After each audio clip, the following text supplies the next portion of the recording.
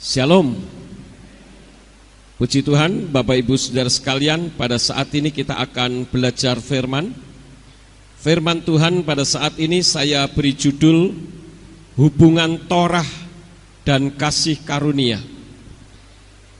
Kenapa saya mencari judul ini? Karena kita melihat suatu realitas dengan berkembangnya pengajaran tentang nama Yahweh, semakin banyak orang mengenal kebenaran ini, maka sekarang gereja juga kembali terpecah belah.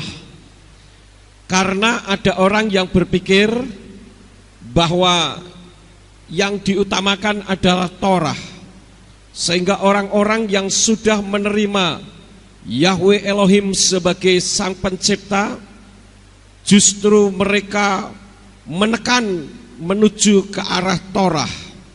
Namun di sisi lain juga ada yang masih tetap mengutamakan kasih karunia, sehingga hal ini menimbulkan permasalahan besar, sehingga gereja selalu terkotak-kotak, gereja terpecah belah hanya karena ketidaktahuan manusia di dalam menganalogikan firman Tuhan di dalam kehidupan manusia setiap hari, dan orang tidak mampu menjabarkan firman dengan baik karena pemahaman yang terbatas, sehingga orang jadi terpacu kepada apa yang menurut pemahamannya sendiri benar, sehingga ayat-ayat yang dicari pun hanya ayat-ayat tertentu yang menuju kepada sasaran yang ada di dalam pikirannya.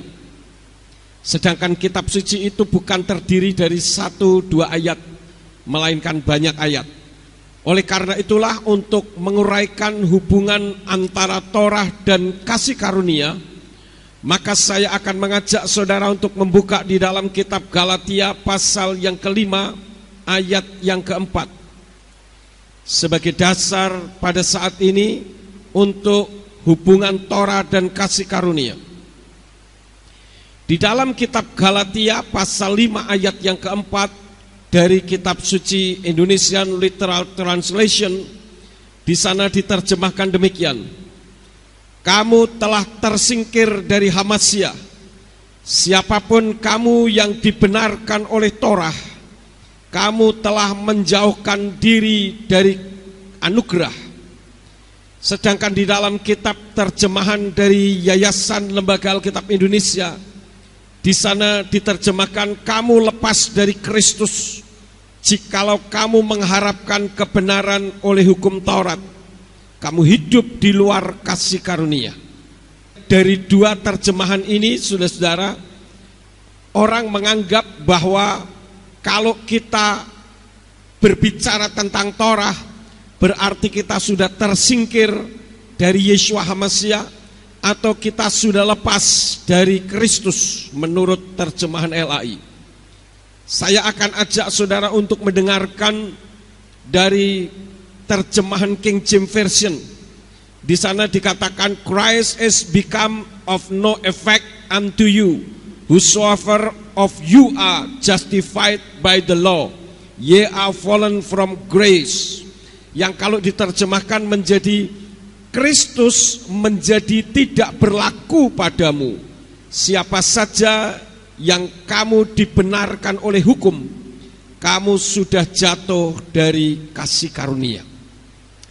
Konotasi orang tentang Torah adalah sesuatu yang menakutkan. Konotasi orang tentang Torah adalah sesuatu yang mengerikan. Sehingga kalau orang berbicara Torah berarti berbicara tentang kekejaman, berbicara tentang punishment atau penghakiman. Oleh karena itu, maka pada pagi hari ini saya akan coba untuk menerangkan kepada saudara. Di dalam kitab Galatia pasal 5 ayat yang keempat, di dalam kitab berbahasa Ibrani dikatakan, Nifradim meim hamasya atem hamid tatkim batorah wenasok meakar hekaset.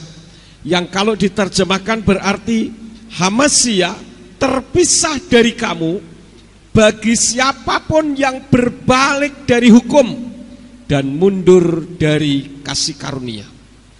Sebetulnya satu ayat ini kalau kita pelajari dengan sungguh-sungguh dari kitab berbahasa Ibrani, maka kita akan melihat antara Torah dengan kasih karunia itu berjalan bersama-sama. Saya ulangi terjemahannya yang tepat, dikatakan Hamasya terpisah dari kamu. Artinya kita keluar dari Hamasya bagi siapapun yang berbalik dari hukum. Torah itu sebetulnya artinya hukum. Jadi kalau kitab suci menerjemahkan hukum Torah, itu sebetulnya kurang tepat. Karena yang tepat, hukum itu artinya Torah. Jadi Hamasya terpisah dari kamu bagi siapapun yang berbalik dari hukum, bukan berbalik kepada hukum dan mundur dari kasih karunia. Artinya bahwa hukum dengan kasih karunia itu berjalan bersama-sama. Kalau kita perhatikan apa sebetulnya yang dimaksud dengan Torah. Torah adalah hukum dari Yahweh.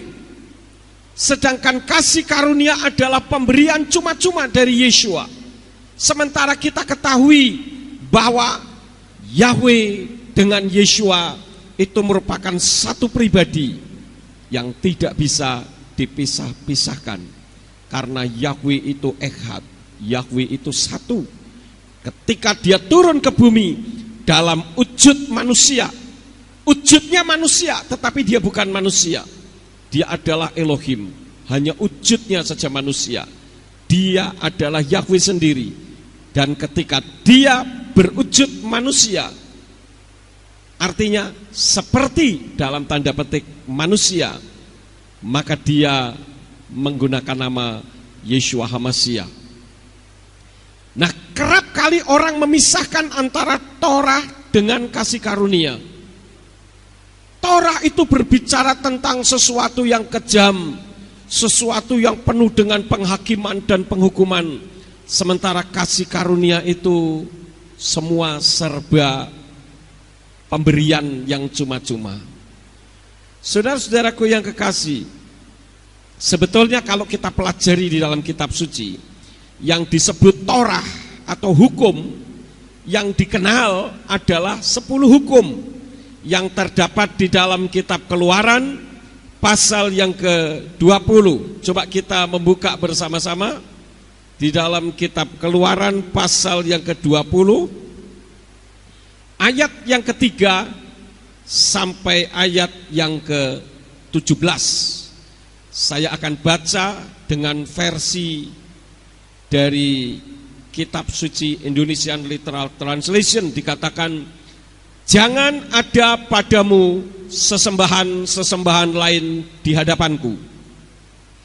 Jangan membuat patung bagimu yang menyerupai apapun yang ada di langit di atas, atau apapun yang ada di bumi di bawah, atau yang ada di dalam air di bawah bumi. Engkau tidak boleh bersujud pada mereka dan tidak boleh beribadah kepada mereka.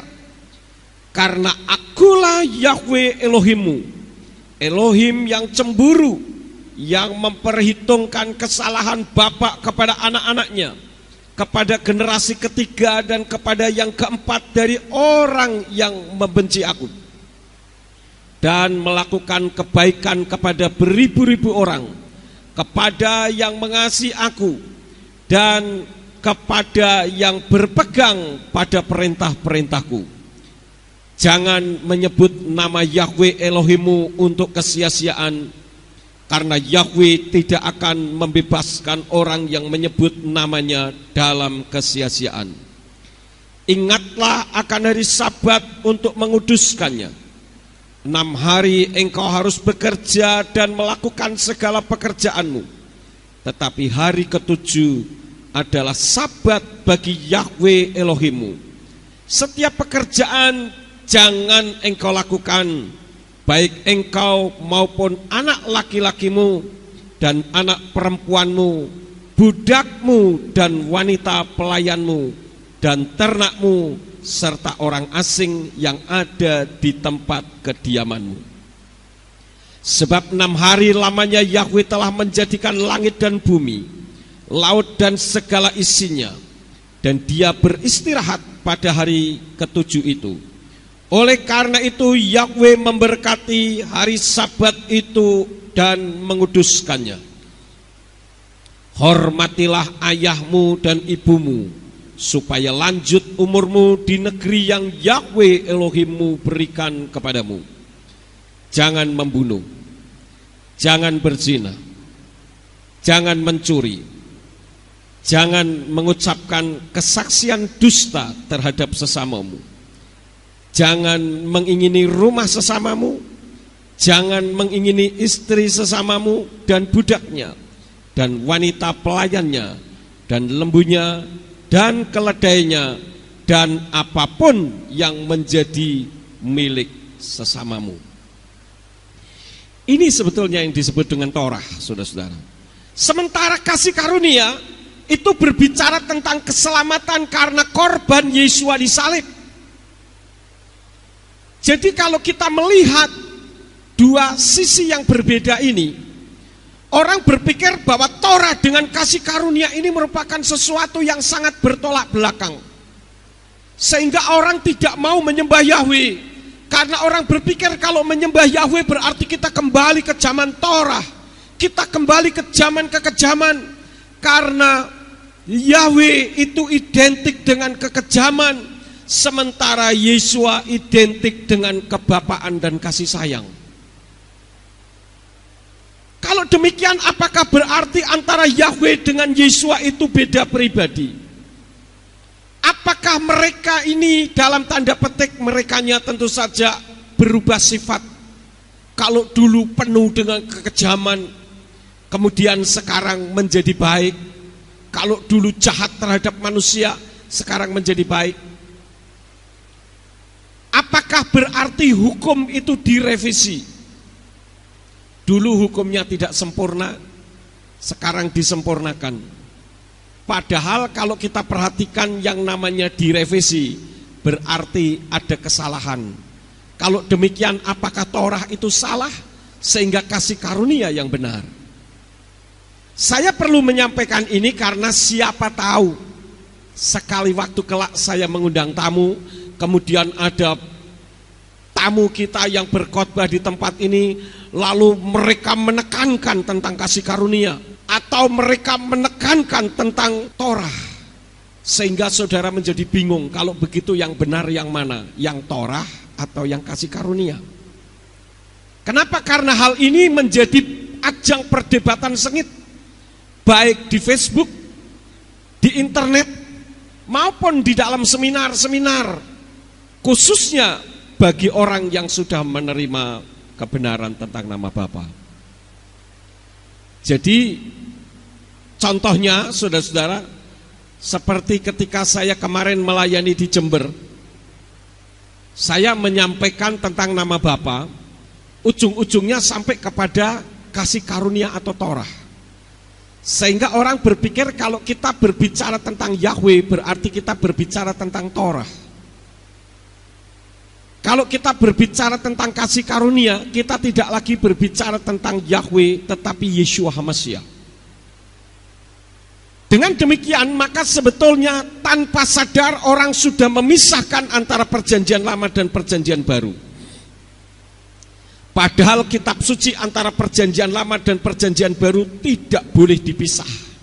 Itu ada benang merah yang tidak boleh dipotong. Paham saudara-saudara? Saya perlu menyampaikan ini karena saya menjadi khawatir kalau sekali waktu kelak karena banyaknya pengajaran, saudara menjadi bingung ketika saya mengundang tamu, kemudian tamu mengajarkan tentang Torah menjadi hal yang paling utama. Saya kemarin mendengar di Jakarta ada orang yang menekankan sunat, kemudian dipanggil maju masuk satu-satu. Saya bilang ini pemimpin tidak ngerti firman tetapi sok ngerti firman. Katanya ditanya, sudah sunat atau belum? Lalu jawabannya, yang tahu adalah istri masing-masing. Saya bilang keliru, seharusnya buktikan saja di situ sekalian. Nanti kita akan tahu bagaimana sebetulnya masalah sunat dan sebagainya. Karena itu saya perlu menyampaikan ini supaya saudara berhati-hati. Soal masalah nama Yesua dan Yahsua itu pun jadi pertikaian. Padahal kalau kita kembali kepada firman Tuhan, tidak ada satu kata pun yang berbunyi Yahsua dalam perjanjian baru yang merujuk kepada nama Yesus Kristus atau Yesua HaMashiach. Baik dalam bahasa Aramaik maupun dalam bahasa Ibrani. Namun sekarang ini banyak orang terobsesi dengan istilah Yah. Mungkin saking cintanya kepada Bapa Yahweh, sehingga Yokanan atau Yohanes menjadi Yahkanan, Yoses menjadi Yahses, Yerusalem atau Yerusalem menjadi Yahrusalayim. Pokoknya semua serba Yah. Sampai-sampai Immanuel pun diganti menjadi Immanuyah. Cilaka model begini, saudara. Ini ajaran apa? Bagaimana cara bacanya? Pusing saya. Orang tidak mengerti kebenaran firman tetapi banyak bicara. Dari ayat tadi saja sebetulnya antara Torah dengan kasih karunia berjalan bersama-sama karena yang membuat hukum adalah satu adanya. Paham saudara-saudara? Hukum ini dibuat bukan oleh dua oknum, bukan dibuat oleh dua pribadi, tetapi oleh satu pribadi. Cuman karena manusia tidak mampu menjabarkannya, sehingga manusia mengkotakkan antara Torah dengan kasih karunia, antara perjanjian lama dengan perjanjian baru. Lalu bagaimana Pak dengan Lukas pasal 16 ayat 16? Saya baca di dalam kitab Indonesian Literal Translation, di sana menerjemahkannya demikian. Torah dan para nabi ada sampai Yohanes. Dari sejak itulah kemudian kerajaan Elohim diinjilkan dan setiap orang memaksa masuk ke dalamnya. Di dalam kitab terjemahannya Yayasan Lembaga Alkitab Indonesia dikatakan hukum Torah dan kitab para nabi berlaku sampai kepada zaman Yohanes. Dan sejak waktu itu kerajaan Tuhan diberitakan dan setiap orang menggagahinya, berebut memasukinya. Dari dua terjemahan ini, orang mengambil kesimpulan bahwa sekarang Torah sudah tidak berlaku. Hanya sampai Yohanes saja. Dulu saya juga berpikir begitu soalnya. Karena saya belum mengerti firman. Kita bersyukur dengan kita mengenal nama Bapa Yahweh, hikmat Tuhan disingkapkan sehingga kita bisa mengerti antara perjanjian lama dan perjanjian baru memang tidak terputuskan. Hanya kita saja yang tidak mampu bagaimana menjabarkannya. Saudara-saudaraku yang kekasih, kalau saya membaca lagi di dalam King James Version dari kitab Lukas pasal 16 ayat yang ke-16, di sana berbunyi demikian. The law and the prophets were until John. Since that time the kingdom of God is rich and every man pressed into it. Jadi kalau diterjemahkan kira-kira begini, hukum dan para nabi ada sampai Yohanes. Sejak saat itu kerajaan Tuhan diberitakan dan setiap orang mendesak ke dalamnya. Itu terjemahannya. Namun saya coba untuk membaca di dalam bahasa Ibrani dan penerjemahannya yang tepat. Di sana dikatakan Hatorah wahan fiim at Yokanan tekufatam umeet hahi khala besrat malkut ha Elohim wakal israt akareha litpas babekaska, yang artinya hukum dan para nabi berlangsung sampai waktu Yokanan mereka, dan sejak saat itu kerajaan Elohim mulai dan semua orang berlari mengejar untuk memegang erat-erat. Jadi maksud dari ayat ini sebetulnya bukannya hukum Torah tidak berlaku, melainkan ketika muncul kasih karunia, yaitu kerajaan Elohim, saudara-saudara, maka orang hanya mengejar kerajaan Elohim sebagai hal yang utama daripada hukum dan kitab para nabi. Kalau saya boleh katakan, itu orang mau enaknya saja. Jadi hukum dan kitab para nabi tidak berlaku, dianggapnya demikian. Tetapi tidak konsekuen. Kita melihat satu realitas, banyak para pemimpin rohani yang menolak nama Yahweh. Mereka katakan, oh kalau bicara soal Yahweh itu kan perjanjian lama, kita sudah tidak kembali ke perjanjian lama. Nah kalau tidak kembali ke perjanjian lama, kenapa khotbah di dalam perjanjian lama? Kenapa menyebut Musa? Kenapa menyebut Daud? Kenapa menyebut nama-nama yang ada di dalam perjanjian lama? Bahkan bagi gereja karismatik menekankan perpuluhan, padahal perpuluhan itu ada di perjanjian lama juga. Nah ini namanya tidak konsekuen, saudara-saudara. Sebetulnya yang dimaksud adalah kalau kita berbicara tentang kerajaan Elohim, itu berbicara tentang damai sejahtera, berbicara tentang sukacita abadi, berbicara tentang kebahagiaan kekal dan kerajaan sorga. Artinya sesuatu yang menyenangkan, sehingga ketika orang tahu tentang kerajaan Elohim, orang berebut masuk ke dalamnya, tapi melupakan hukum yang ada. Oleh karena itu, saudara-saudara, kalau kita membaca di dalam kitab Matius pasal yang kelima ayat yang ke-17, di dalam kitab terjemahan Indonesian Literal Translation, di sana dikatakan, Yeshua sendiri yang berkata, janganlah mengira bahwa aku datang untuk membatalkan Torah atau kitab para nabi.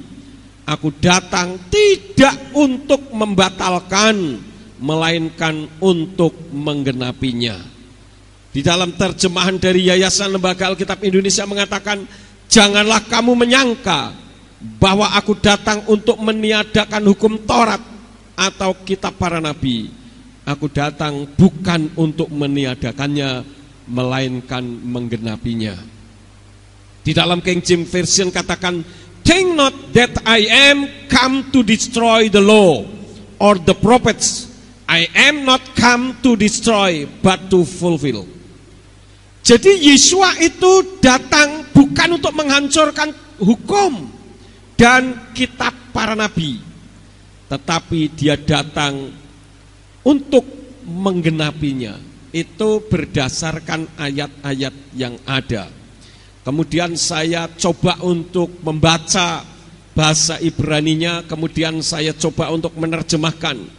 Di dalam kitab berbahasa Ibrani berbunyi, Al-Taksevu kifati lehaver hatorah o hanviim lo lehaver baiti kiim lemalot, yang artinya janganlah berpikir bahwa aku datang ke Torah dan kitab para nabi. Aku tidak merombaknya, tetapi menandainya. Nah, apa sih yang dimaksud dengan menandainya? Yang dimaksud menandainya itu adalah menunjukkan isi Torah yang ada di dalam dirinya, sehingga saya bisa mengambil kesimpulan, kalau demikian Yeshua HaMashiach adalah Torah yang hidup, maka dari itu dia disebut sebagai Dafar, yaitu firman yang hidup. Jadi di sini tidak ada istilah mengganti atau merevisi, saudara-saudara. Yahweh dan Yeshua itu selalu sama, karena satu pribadi. Memberikan hukum pun sama. Tentu peraturannya tidak mengupdate, karena peraturan yang lama salah, peraturan yang lama sudah usang dan tidak mungkin bisa berlaku lagi. Kitab suci katakan satu iota pun dari hukum tidak akan bisa dibatalkan. Namun karena ketidakmampuan manusia melakukan Torah atau hukum, maka Adonai Yeshua menjadi contoh sebagai pelaku Torah yang sempurna, sehingga dengan beriman kepadanya dan hidup taat dalam tuntunannya, kita diselamatkan. Jadi Yesua datang itu untuk menunjukkan ini loh. Kalau kita berbicara tentang manusia dalam tanda petik, dirinya hanya satu-satunya yang mampu melaksanakan Torah dengan sempurna. Sampai dia harus mati tergantung di atas kayu salib. Oleh karena itu dengan kematiannya sebagai pelaku Torah yang sempurna, maka kita yang beriman kepadanya, kita akan hidup harus taat dalam tuntunannya, maka kita akan diselamatkan. Jadi bukan hanya percaya tok selamat, tidak. Kita baca di dalam kitab Roma pasal yang ke-8 ayat yang ke-1. Roma pasal 8 ayat yang ke-1 di dalam terjemahan Indonesian Literal Translation dikatakan, oleh karena itu sekarang tidak ada penghukuman bagi mereka yang ada di dalam Yeshua HaMasyiah, yang tidak hidup menurut daging tetapi menurut roh. Namun sangat disayangkan terjemahan dari kitab suci Yayasan Lembaga Alkitab Indonesia ayat ini terpotong tinggal separuh. Di sana dikatakan, oleh karena itu sekarang tidak ada penghukuman bagi mereka yang ada di dalam Yeshua HaMasyiah atau Yesus Kristus, titik. Sehingga orang berpikir yang penting saya menerima Yesus Kristus sebagai Tuhan, tidak peduli mau urusan apa saja. Saya mau berzina, saya mau membunuh, saya mau mencuri, saya mau tidak menyebut Yahweh, tidak masalah. Pokoknya saya sudah menerima Yesus Kristus atau Yeshua HaMasyiah sebagai Tuhan, maka cukup bagiku, karena kitab suci ini mengatakan tidak ada lagi penghukuman bagiku. Namun ayat itu terpotong, saudara-saudara. Kalau dibaca di dalam kitab berbahasa Ibrani dikatakan Alken Evo en Asmal Latvekim be Yeshua HaMasyiah. Bukan titik sampai di situ, tetapi ada kalimat Hamid Alkim Selo Kabasar Ela Levi Haruah, yang artinya yang tidak hidup menurut daging tetapi menurut roh. Jadi kalau diterjemahkan dengan terjemahan yang lengkap akan berbunyi, oleh karena itu tidak ada penghukuman bagi mereka yang ada di dalam Yeshua HaMasyiah, yang tidak hidup menurut daging tetapi menurut roh. Dan ini persis seperti apa yang ditulis oleh King James Version. Di sana dikatakan, there is therefore now no condemnation to them which are in Christ Jesus, who walk not after the flesh but after the Spirit. Jadi di sini saudara-saudara, Torah atau hukum di perjanjian lama itu di dalam perjanjian baru itu bukannya direvisi, tetapi digenapi oleh Yesua. Karena selain Yesua tidak ada orang yang mampu melakukannya. Nanti saya akan tunjukkan kepada saudara, tidak usah terlalu panjang soal Torah, soal halakah saja banyak orang yang tidak mampu. Padahal halakah itu hukum yang dibuatnya sendiri. Nanti kita akan sampai ke sana. Memang kalau kita melihat saudara-saudara, seolah-olah terjadi revisi, seolah-olah, tetapi itu sebetulnya bukan revisi. Tetapi karena Tuhan tahu tidak ada satu manusia pun yang mampu. Istilahnya kalau saya memberi PR kepada saudara, tolong kerjain, tidak ada yang bisa ngerjain. Semua tidak ada yang bisa. Lalu akhirnya saya utus putra saya yang adalah diri saya sendiri dalam wujud yang berbeda. Datang kepada saudara, sini saya kerjain semua ini sudah selesai. Nih lihat, begini caranya. Sudah, percuma juga kamu melanjutkan, nggak akan bisa. Sekarang ikuti saja saya, berimanlah kepada saya, maka kamu tidak akan perlu melakukan itu. Begitu loh saudara-saudara. Itu yang disebut dengan menggenapinya, tapi bukan merevisi. Saya seringkali memberikan analogi yang gampang. Analogi itu semacam perumpamaan yang mudah dipahami. Begini, saya dihukum karena saya mencuri. katakanlah mencuri kitab ini. Saya mencuri, ada hukum yang mengatakan KUHP pasal 1 ayat 1, mencuri kitab suci masuk penjara 1 tahun. Tolong perhatikan, nanti saya mau tanya kepada saudara. KUHP pasal 1 ayat 1, mencuri kitab suci masuk penjara 1 tahun. Karena saya terbukti bersalah, maka Pak Prik sebagai hakim ketok palu, dok, Yakub Sulistyo masuk penjara karena melanggar KUHP pasal 1 ayat 1, masuk 1 tahun. Tapi saudara-saudara, datang, katakanlah Irawan datang. Irawan bilang sama Pak Hakim, sama Pak Pri, Pak Hakim, saya mau nebus Pak Yakub. Berapa yang harus saya keluarkan sebagai harga tebusannya supaya Pak Yakub bebas? Pak Pri bilang 1 juta. Kemudian Irawan bayar, jreng 1 juta. Lalu saya keluar. Paham saudara? Sekarang saya mau tanya. Ketika saya keluar, KUHP pasal 1 ayat 1 yang mengatakan bahwa mencuri kitab suci masuk penjara 1 tahun, masih ada atau tidak?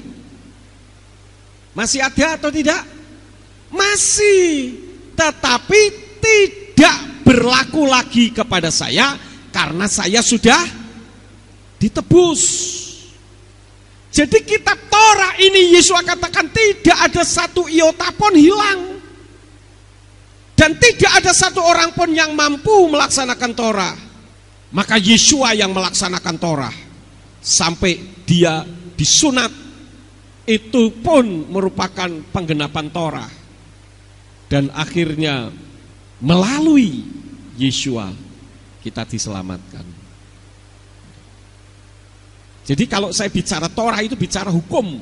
Jangan saudara berkonotasi kalau Torah selalu 10 hukum itu. Itu berbicara tentang yang lain, 10 hukum, 10 commandment, ya. Jadi kita melihat begitu kerasnya peraturan itu. Standar yang Tuhan berikan ternyata manusia tidak mampu. Contoh saja kalau kita bicara soal Sabat. Coba kita membaca di dalam Bilangan pasal 15. Bilangan pasal 15 ayat 32 sampai 36. Di situ dikatakan, sementara Bani Israel berada di padang gurun, mereka mendapati seseorang sedang mengumpulkan kayu pada hari Sabat. Kemudian mereka membawa orang yang mereka dapati sedang mengumpulkan kayu itu kepada Mose dan Aharon dan kepada segenap jemaat. Dan mereka menempatkan dia dalam pengawasan karena belum dinyatakan apa yang harus dilakukan terhadap orang itu. Maka berfirmanlah Yahweh kepada Mose, orang itu pastilah dihukum mati. Seluruh jemaat harus dilempari dia dengan batu di luar perkemahan. Lalu seluruh jemaat membawa dia keluar dari perkemahan dan melemparinya dengan batu sehingga dia mati seperti yang telah Yahweh perintahkan kepada Mose. Jadi dalam Torah dulu orang melanggar dihukum mati. Kenapa? Karena orang Yahudi itu gila kerja. Jadi ketika mereka dipanggil keluar dari Mitzrayim menuju ke tanah perjanjian, Yahweh menghendaki hanya satu, supaya mereka bisa beribadah dengan baik. Tapi ternyata mereka mengabaikan itu sehingga Yahweh marah. Dan pasal-pasalnya semua tegas. Kenapa? Karena tidak dengan cara seperti itu orang Yahudi tidak peduli dengan hukum. Kenapa mereka gila kerja? Sebagaimana kita ketahui saudara-saudara, bahwa ketika mereka belum keluar dari Mitzrayim, mereka akan diperintahkan untuk membuat batu bata dengan jumlah yang sama tetapi tidak diberi jerami, sehingga dengan demikian orang semakin berusaha mati-matian untuk mendapatkan pembuatan batu bata itu sesuai dengan jumlah yang ditentukan, karena kalau kurang maka mereka akan dianiaya oleh orang-orang Misraim. Jadi saudara-saudaraku, hukumnya begitu keras karena Yahweh tahu kedegilan hati mereka. Maka Dafar yang hidup atau Yeshua HaMashiach itu hukumnya mengembalikan ke fitrahnya. Kalau tadi berbicara tentang Sabat, maka Sabat itu dikembalikan kepada sifatnya yang sesungguhnya. Coba saja kita membaca di dalam Lukas pasal yang ke-14. Kitab Injil Lukas pasal 14 ayat 1 sampai 6. Dan terjadilah ketika dia datang ke rumah salah seorang dari para pemimpin orang Farisi untuk makan roti pada hari Sabat, dan mereka sedang mengamati dia, maka tampaklah seorang yang sakit busung air di hadapannya, dan sambil menanggapi, Yeshua berkata kepada para ahli Torah dan orang-orang Farisi itu dengan mengatakan, apakah sah untuk menyembuhkan pada hari Sabat? Namun mereka diam, dan sambil memegang dia menyembuhkannya dan membiarkannya pergi. Dan seraya melanjutkan, dia berkata kepada mereka, siapakah di antara kamu yang seekor keledai atau lembumu jatuh terpelosok ke dalam sumur pada hari Sabat dan dia tidak segera menariknya keluar? Dan mereka tidak mampu menjawab lagi kepadanya berkenaan dengan hal-hal ini. Yeshua tahu bahwa ketika dia menyembuhkan orang sakit, dia diserang oleh ahli-ahli Torah dan orang-orang Farisi yang berpegang kepada hukum secara membabi buta. Karena itu langsung Yeshua memberikan perumpamaan. Kalau ada saat di antaramu dombanya jatuh ke sumur, apa enggak diambil karena hari Sabat sehingga dibiarkan saja? Enggak mungkin. Ya. Jadi apa yang Yeshua lakukan tentang Sabat itu bukan merombak atau menghancurkan Sabat, tidak, tetapi mengembalikan kepada fitrahnya. Coba kita lihat lagi di dalam Yohanan pasal yang kelima, atau Yohanes pasal yang kelima, ayat yang kelima sampai ayat yang ke-11. Dan di sana ada seorang yang menderita 38 tahun dalam penyakitnya. Ketika melihat orang yang berbaring itu dan mengetahui bahwa dia sudah menghabiskan banyak waktu, dia berkata kepadanya, maukah engkau menjadi sembuh? Orang yang sakit itu menjawab kepadanya, Tuhan, aku tidak mempunyai seorang yang ketika air itu digoncangkan, dia dapat memasukkan aku ke dalam kolam itu, dan sementara aku mendatanginya, orang lain turun sebelum aku. Yeshua berkata kepadanya, bangunlah, angkatlah tilammu dan berjalanlah. Dan seketika itu juga orang itu menjadi sembuh, dan dia mengangkat tilamnya dan berjalan, dan pada hari itu adalah hari Sabat. Oleh karena itu orang-orang Yahudi berkata kepada orang yang telah disembuhkan itu, hari ini adalah hari Sabat, tidaklah diperbolehkan bagimu untuk mengangkat tilam itu? Ia menjawab kepada mereka, orang yang membuat aku sembuh, dia itulah yang berkata kepadaku, angkatlah tilammu dan berjalanlah. Di sini kita melihat bagaimana Yeshua, saya kira, sengaja menyembuhkan orang pada hari Sabat, supaya mereka tahu tentang Sabat yang sesungguhnya itu seperti apa. Mereka sudah memberikan halakah, hukum-hukum tambahan, tidak boleh melakukan ini, tidak boleh melakukan itu pada hari Sabat, semua banyak perintah di dalamnya. Namun sesungguhnya mereka sudah melanggarnya sendiri. Bagaimana mungkin ada orang-orang lain yang ada di situ, padahal itu hari Sabat, seharusnya mereka tidak boleh ada di situ. Karena dengan mereka ada di situ artinya mereka juga sedang punya usaha untuk terjadi kesembuhan dalam dirinya. Itu sendiri sudah melanggar Sabat. Paham saudara-saudara? Seharusnya tidak boleh ada di situ, tetapi mereka ada di situ. Artinya mereka berusaha, kalau air itu tergoncang artinya ada malaikat, mereka akan berebut nyemplung ke dalamnya. Itu melanggar Torah.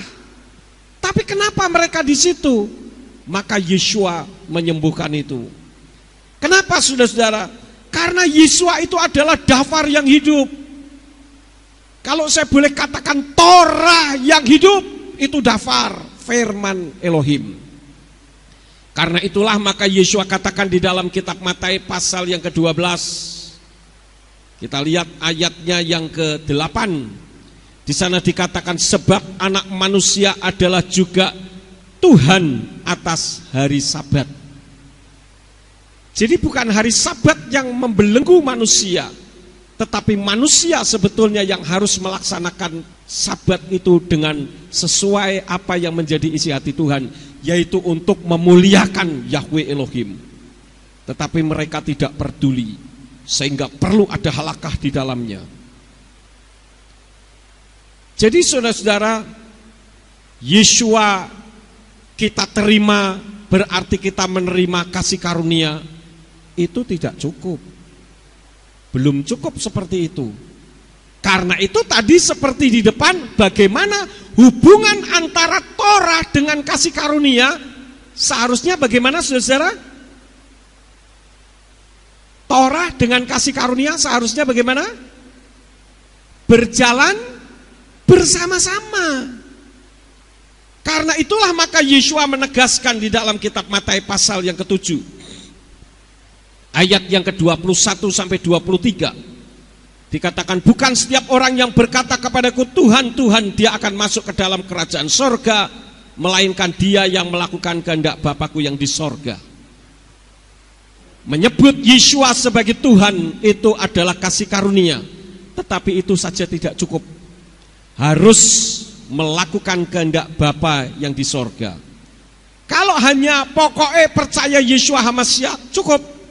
Ayat 22 katakan, banyak orang akan berkata kepadaku pada hari itu, Tuhan, Tuhan, bukankah dalam namamu kami telah bernubuat, dan dalam namamu kami telah mengusir setan, dan dalam namamu kami melakukan banyak mujizat.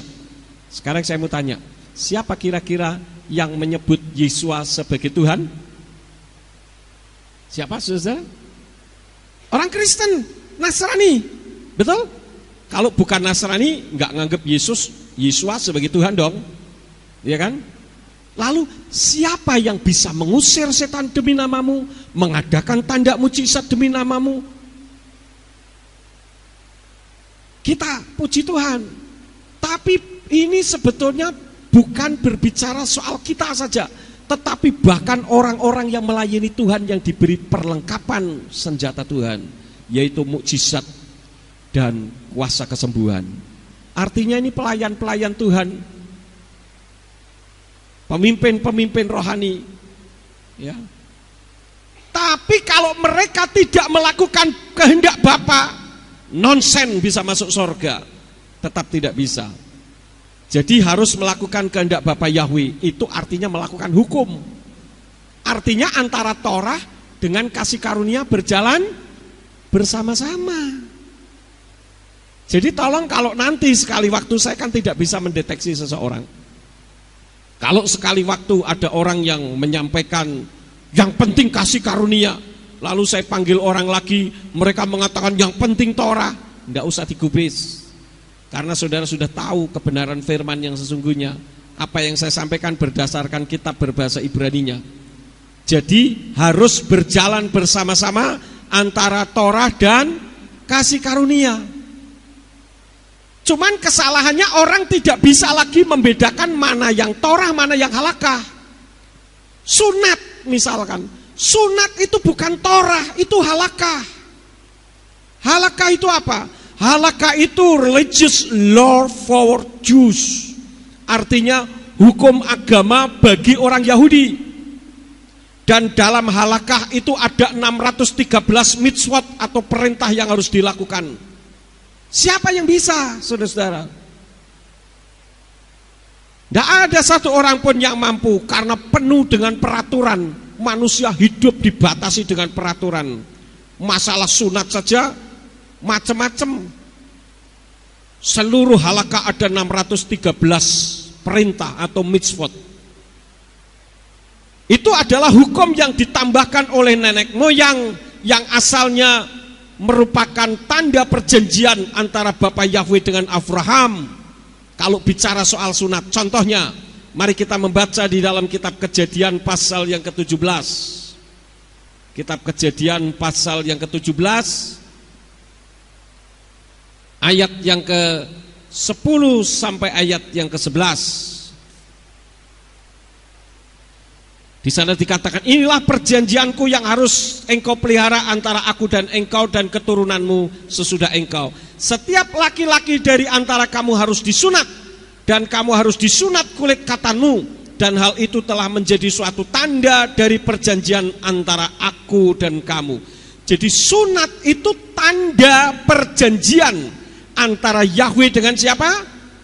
Abraham. Dan kitab LAI mengatakan, saudara-saudara, terjemahannya begini, inilah perjanjianku yang harus kamu pegang, perjanjian antara aku dan kamu serta keturunanmu, yaitu setiap laki-laki di antaramu harus disunat, haruslah dikerat kulit katanmu, dan itulah akan menjadi suatu tanda perjanjian antara aku dan kamu. Sunat itu dalam bahasa Ibraninya brit milah. Itu bukan Torah. Kita baca dulu ayatnya di dalam Yohanan pasal yang ke-7. Yohanan pasal yang ke-7 ayat yang ke-22.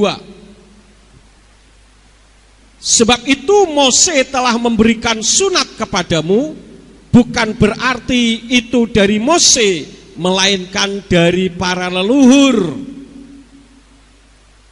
Dan kalau kita pelajari, saudara-saudara, sebetulnya yang disebut sunat itu bukan dipotong, tetapi dikerat. Kalau dikerat itu diapain ya? Dilukain. Dilukain itu hanya sebagai tanda. Lah sekarang ini kualek kabeh. Dan dulu yang namanya sunat itu dilakukan pada hari yang ke-8. Lah sekarang wis gede-gede alat-alat dipotongi kabeh. Lah keliru ini. Itu namanya sunat Islam. Kitab suci tidak pernah mengajarkan sunat dengan cara seperti itu. Sudah tua-tua pada dipotongi. Padahal yang disebutkan di dalam kitab suci, sunat itu dikerat itu hanya menandai saja, diberi tanda. Dan coba kita renungkan, kalau perlu dipotong artinya tidak terpakai, berarti Tuhan menciptakan manusia laki-laki itu tidak sempurna, sehingga perlu dibuang kelebihan. Tuhan menciptakan manusia itu semua sempurna. Amin. Termasuk appendix, apa namanya, usus buntu. Dokter sampai sekarang mengatakan tidak ada gunanya, tidak ngerti artinya untuk apa. Tetapi saya yakin, seyakin-yakinnya, hakul yakin bahwa appendix atau usus buntu itu ada artinya, ada gunanya. Buktinya orang ngomong gini, kalau makan biji jambu hati-hati ya. Dokter-dokter mengatakan tidak pernah ngoperasi orang ada biji jambu di situ. Lalu kenapa bisa seperti itu? Saya pernah tanya sama dokter, kenapa dokter kok seperti itu? Dokter katakan tidak ada biji jambu di appendix kebanyakan. Itu karena pada saat makan jurok-jurotan, nah itu bisa masuk ke sana. Ya. Tapi sebetulnya appendix pun tetap ada gunanya. Saya sudah dipotong appendixnya. Dulu sebelum dipotong dengan sesudah itu beda. Kalau belum dipotong tenaganya itu fit terus. Tapi kalau sudah dipotong cepat lemah, saudara-saudara. Artinya tetap ada gunanya. Kalau misalkan sudah waktunya tidur, saya belum tidur, ini perut rasanya enggak enak. Kalau saya mau mengatakan kepada saudara bagaimana rasa enggak enaknya, yo angel diomongke, sulit diucapkan. Bisa dipahami tapi sulit diucapkan. Bagaimana? Ya angel piye caranya ngomong ya? Harus merasakan sendiri. Begitu. Jadi sunat atau brit milah itu bukan Torah tetapi halakah. Sebab itu Mose telah memberikan sunat kepadamu, bukan berarti itu dari Mose melainkan dari para leluhur. Itu kata kitab Yohanan atau Yohanes pasal 7 ayat yang ke-22. Dan itu dilakukan pada hari yang ke-8 dan dikerat, bukan seperti yang ada sekarang ini. Karena saya meyakini Tuhan tidak pernah menciptakan salah. Sampai kuping ini loh, kok kenapa kok ada sivil kayak gini? Itu sebetulnya ada gunanya, saudara. untuk supaya ketika ada suara itu tidak bablas ke sana, tapi bisa terakumulasi dan masuk ke telinga. Coba saja kalau saudara ini siwele digedeke, ganti pakai tangan ditambahi gini, kanan kiri. Itu nanti mendengar suara itu beda, saudara-saudara. Suaranya beda. Kalau tidak percaya coba saudara lakukan. Mungkin kalau suruh lakukan sekarang, aisin Pak ngelakukan kowe ning omah. Coba nanti ditutupi gini ya. Gini, jadi gede kan, siwele jadi gede, itu nanti suara yang masuk akan berbeda. Ya, jadi semuanya itu mengandung makna. Sampai kuku itu loh ada gunanya kuku. Kalau kuku tidak ada gunanya, coba saudara kelotok semua kuku, menderita loh saudara. Apalagi kalau gatel, waduh garuk ini setengah mati. Ya, jadi kuku pun tetap ada maknanya. Jadi orang menerima kasih karunia itu pasti menjalankan hukum. Menerima nama Yahweh juga merupakan kasih karunia. Kemarin pada saat saya menyampaikan di Jember, ada pengusaha mengatakan, saya 80% tidak dapat apa-apa. Karena dari awal yang bicarakan hanya soal nama saja. Ini orang datang terlambat. Dia bilang begitu. Dan selalu berbicara tentang hukum. Kapan kita bicara soal kasih karunia? Saya jawab, Pak, Bapak datang terlambat. Karena kita membicarakan soal nama, ya kita tidak lari ke tempat yang lain. Yang dibicarakan ya nama. Dan kalau kita bicara soal nama, itu jangan Bapak harap itu hanya, jangan Bapak kira itu hanya hukum. Tetapi itu juga kasih karunia. Saya tunjukkan ayatnya. Di dalam kitab Yirmiyahu pasal 24 ayat yang ke-7, untuk menerima nama Bapa Yahweh berarti menerima kasih karunia dari Yahweh. Dan di dalam Matius pasal 11 ayat yang ke-27 berarti kita pun menerima kasih karunia dari Yeshua HaMashiach. Dia terperanjat, tapi karena pengusaha lebih gentleman daripada pendeta. Dia bilang, puji Tuhan Pak, sekarang saya ngerti, saya tahu bahwa ini satu kebenaran. Itu pengusaha. Kalau pendeta tahu begitu, menengahi, diam saja seribu bahasa, malu. Pengusaha tidak malu, dia katakan ya di atas ya, tidak di atas tidak. Itu kelebihan pengusaha. Nah sekarang ini banyak pengusaha bermental pendeta. Jadi pengusaha tapi pengen melayani Tuhan ke sana ke sini. Sementara pendeta berjiwa pengusaha, yang ada di dalam otaknya adalah bagaimana menghimpun uang sebanyak-banyaknya.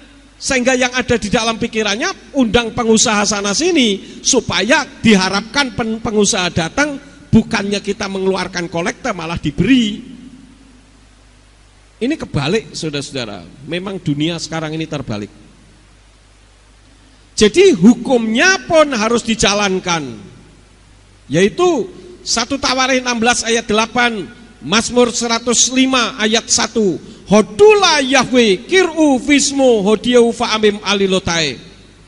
Menyebut dan menyerukan nama Yahweh supaya bisa dikenal orang. Kemudian jangan menyebut nama sesembahan lain. Ini hukum-hukumnya. Jadi berjalan bersama-sama antara hukum, antara Torah dengan kasih karunia. Keluaran 23 ayat yang ke-13 dikatakan, Ufkol asyer amarti alehem tisamru weshem Elohim akhrim lo taskiru lo yishama alpika. Jadi semuanya adalah merupakan perpaduan antara Torah dengan kasih karunia, berjalan bersama-sama. Jadi jangan memisahkan antara perjanjian lama dan perjanjian baru.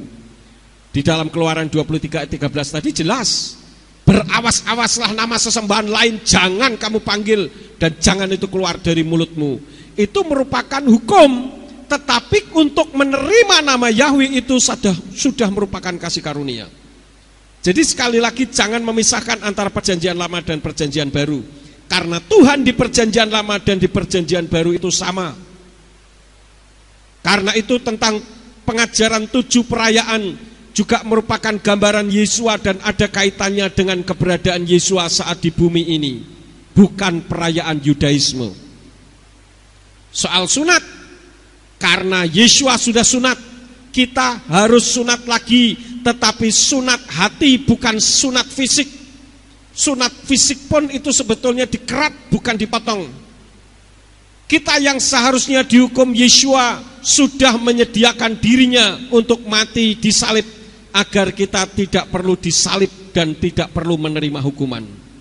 Roma 2 ayat yang ke-29. Coba kita lihat ayat-ayatnya ini supaya lebih jelas.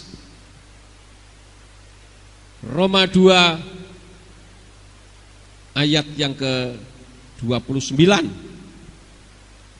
Namun seorang Yahudi ada pada yang batiniah, dan sunat hati ada pada roh, bukan pada tulisan, yang baginya pujian datang bukan dari manusia tetapi dari Elohim. Kemudian kita lihat lagi kitab Galatia pasal yang ke-5 sebagai ayat dasar kita tadi. Sekarang saya ajak saudara untuk membaca dari ayat 1 sampai ayat yang ke-4. Di situ dikatakan, oleh karena itu berdirilah teguh di dalam kemerdekaan yang dengannya Hamasya telah membebaskan kita, dan janganlah kamu dibebani lagi dengan kuk perhambaan. Lihatlah, aku Paulos atau Rabi Saul berkata kepadamu, bahwa jika kamu disunat, Hamasya tidak akan memberikan keuntungan apapun. Dan aku bersaksi lagi kepada setiap orang yang disunat bahwa dia adalah seorang yang terhutang untuk melakukan seluruh Taurat. Kamu telah tersingkir dari Hamasya. Siapapun kamu yang dibenarkan oleh Taurat, kamu telah menjauhkan diri dari anugerah. Ini seperti terjemahan yang benar, dikatakan Hamasya terpisah dari kamu, siapapun yang berbalik dari hukum dan mundur dari kasih karunia. Jadi ini berjalan bersama-sama, saudara-saudara, antara hukum dengan kasih karunia. Persembahan yang menurut Torah sekalipun tanpa didasari hidup benar juga ditolak oleh Tuhan. Jadi orang yang melakukan Torah tetapi tidak hidup benar tidak akan selamat.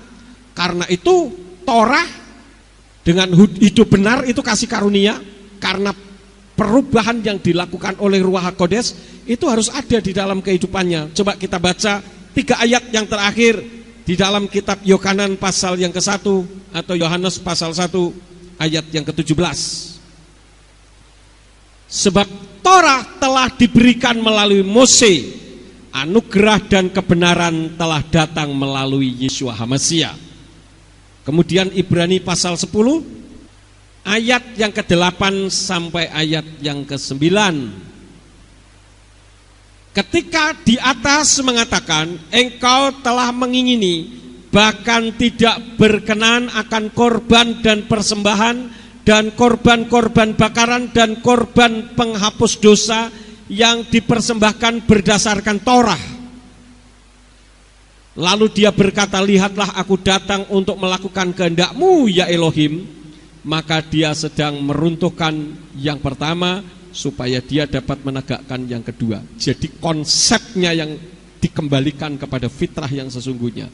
Jadi bukan membongkar, menghancurkan, bukan. Yang dihancurkan adalah sifat kekeliruan yang dilakukan oleh manusia pada saat melakukan Torah. Paham saudara-saudara? Satu ayat terakhir kita lihat di dalam kitab Matius pasal yang ke-5. Kitab Matius pasal yang ke-5 ayat yang ke-20. Ya, sekarang kita baca bersama-sama ya. Perhatikan, kita lihat atas saja. Kita baca bersama-sama dengan suara yang keras. Matius 5 ayat yang ke-20. 2, 3. Sebab aku berkata kepadamu bahwa jika kebenaranmu tidak melimpah lebih banyak daripada para ahli kitab dan orang-orang Farisi, kamu sekali-kali tidak dapat masuk ke dalam kerajaan surga. Jadi saudara-saudara, yang terpenting adalah melakukan hukum dengan kebenarannya. Ini berbicara tentang Torah dan kasih karunia berjalan bersama-sama. Jadi anak-anak muda katakan, so what gitu loh. Kok ribut soal Torah, ribut soal kasih karunia? Karena mereka tidak memahami firman. Kalau memahami firman, jangan dipotong perjanjian lama dan perjanjian baru. Ini merupakan satu kesatuan. Yeshua dengan Yahweh tidak pernah memberikan peraturan yang saling bertentangan. Karena itu di dalam kehidupan kita berjemaat, di dalam kehidupan kita sehari-hari sebagai umat Nasrani, pengikut orang Nazaret, mari kita melakukan hukum karena kita sudah menerima kasih karunia. Dan hukum itu adalah dafar Yeshua HaMashiach yang adalah Torah yang hidup. Amin buat firman Tuhan. Saya tidak akan memperpanjang, mari kita bangkit berdiri.